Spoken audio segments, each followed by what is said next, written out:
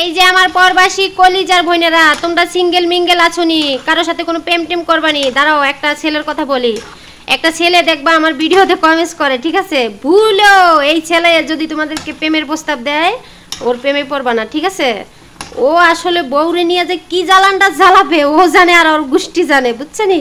আমি যেই কাজগুলো করি এই কাজগুলো নাকি ও 10 মিনিটে করতে পারে। বাপ রে বাপ, ভাই রে ভাই, তুই বুড়া বয়সে তোর মারেও বাদ দিবি না, তোর বউরেও তুই মানে বয়সের কালে শান্তিতে থাকতে দিবি না, খুসাইয়া খুসাইয়া কাজ করাবি আমার মনে হয়। তো এই ছেলেটা যদি কাউকে প্রেমের প্রস্তাব দেয়, বিয়ের প্রস্তাব দেয়, ভুলও ওর কাছে বিয়েও বসবেন না, প্রেমও করবেন না, ঠিক আছে? একটা সত্য কথা বইলা গেলাম, কথাটা যদি রাখেন দেখবেন বলা আমার ভিডিওতে আজকে 2 দিন ধরে একটা ছেলে অযথা ফাও ফাও কমেন্টস করে, ঠিক আছে? ওর কমেন্টসগুলো আমি দেখি, তো চাই না স্ক্রিনে উঠাইতে, আর উঠানোর মতো কমেন্টস না যে উঠাবো, ঠিক আছে? যাই হোক, ও আমার সাথে ইয়ার কি করতেছে সেটা বুঝতে পারছি, জানি না কে বা কী আসার বিষয়, কিসের জন্য আমার সাথে ইয়ার কি করতেছেন। আমার তো মেয়েটে নাই ভাই, বিয়ে শাদি দিমো। আমার একটা ছেলে, বুঝছেন?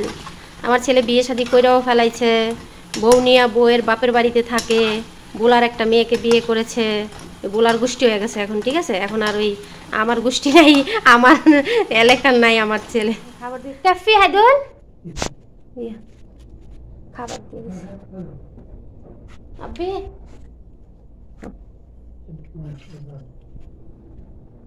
আসসালামু আলাইকুম ওয়া রাহমাতুল্লাহি ওয়া বারাকাতুহু। আমার প্রিয় ভাই বন্ধুরা, আপনারা সবাই কেমন আছেন? আশা করছি ভালো আছেন। আল্লাহ তাআলা আপনাদের সবাইকে ভালো রাখুক, সুস্থ রাখুক। আমি আছি আপনাদের সঙ্গে, পরবা শিরিনা। আমি সৌদি আরবে থাকি। যে যেখান থেকে আমার ভিডিওগুলো দেখবেন, প্লিজ একটি করে লাইক কমেন্টস করবেন, আমাকে ভিডিও বানানোর জন্য উৎসাহিত করবেন। আমি অনেক স্বপ্ন নিয়ে এই চ্যানেলটা খুলেছি। আমি গরিব মানুষ, দেখেন, মানুষের বাসায় কাজ করি, সেই জায়গার থেকে চেষ্টা করছি নিজে একটু স্বাবলম্বী হওয়ার জন্য।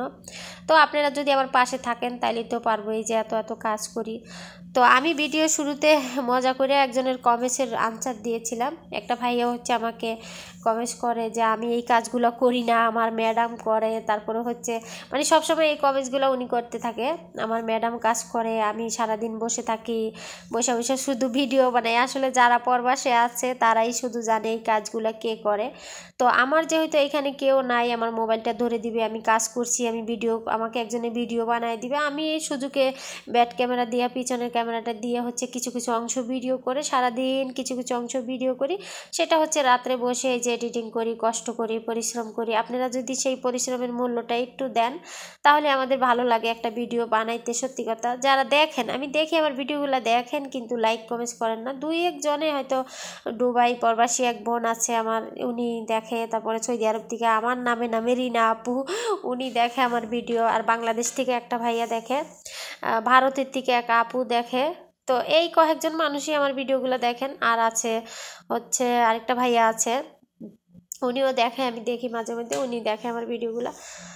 তো যারাই হোক, যা এই কয়জনে দেখে না, দেখে অনেকজনই, কিন্তু আমার ভিডিওতে লাইক কমেন্টস করে না। যেমন আজকে 10 জনে আমার ভিডিওটা দেখেছে, অথচ একটা কমেন্টস, একটা লাইক দিয়েছে, বা 2টা কমেন্টস দিয়েছে, হ্যাঁ 3টা কমেন্টস দিয়েছে। বাংলাদেশ থেকে এক ভাই, আর দুবাই প্রবাসী এক আপু, আর হচ্ছে সৌদি আরবে আমার নামে নামে রিনা আপু, উনি দিয়েছে। তো এই তো, আসলে আমরা গরিব মানুষ ভিডিও বানাই কষ্ট করে, এই যে সকাল থেকে রাতের 2টা 2:30 পর্যন্ত কাজ করি। কেন আমাদের ভিডিওগুলো পছন্দ হয় না? শুধু বড়লোকদের ভিডিওই পছন্দ হয়, বড়লোক যারা তাদেরকে আরও বেশি বড়লোক বানায় দেন আপনারা, তাহলে গরিবেরা কিভাবে বড়লোক হবে? কিন্তু গরিবেরকেও একটু সাপোর্ট করতে হয়, হ্যাঁ।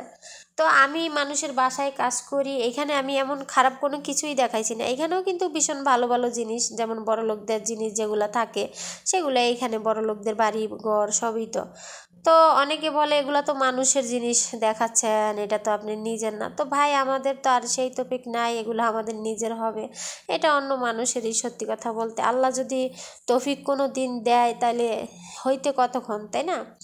তো এগুলো বলতে নাই। তো যাই হোক, যারা আমার ভিডিও দেখেন, তো এই তো আমি রান্না বান্না করছি, এটা ছিল দুপুরের রান্না। আর আমার বাচ্চা দেখলেন দৌড়াদৌড়ি করতেছে, ওইটা ছিল সকালের দৃশ্য।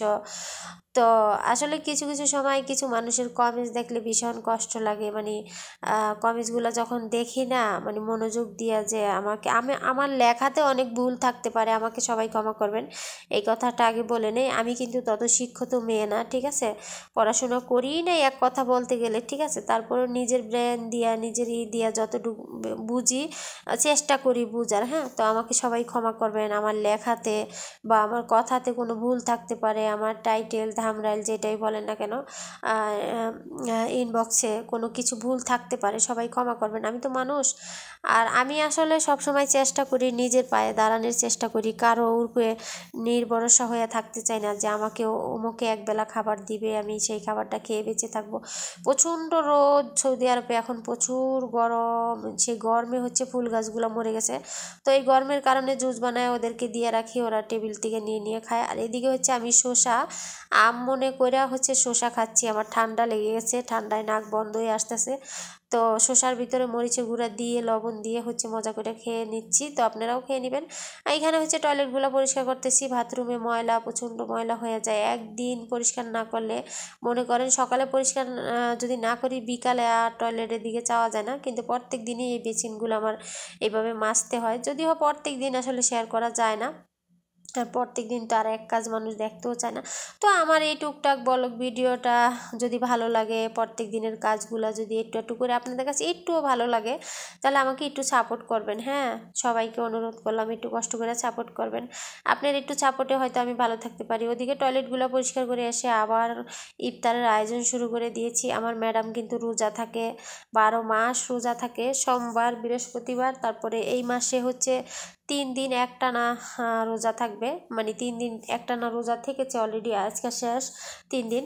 তো এই হয়েছে একটা প্রবাসী মেয়ের জীবন, মানে সকালে নাস্তা রেডি করে দিতে হয়, সেগুলো খাওয়া দাওয়ার পরে পরিষ্কার করতে হয়, আবার দুপুরবেলা রান্না করতে হয়, আবার হচ্ছে ইফতারের আয়োজন করতে হয়, রোজা থাকে, রোজার জন্য রমজান মাস বইরা তো দেখছেনই যে পুরা রাত আমি কাজ করেছি, ফজরের আজান দিয়ে ফেললো, 6টা 7টা বাজে গেছি ঘুমাইতে, হয়তো আপনারা সেগুলো দেখবেন কিভাবে, আমি তো ভিডিও করে পরে এডিটিং করে ছাড়ছি, যখন তখন তো আর দেখা যায় না, লাইভ তো আর ভিডিও করা যায় না।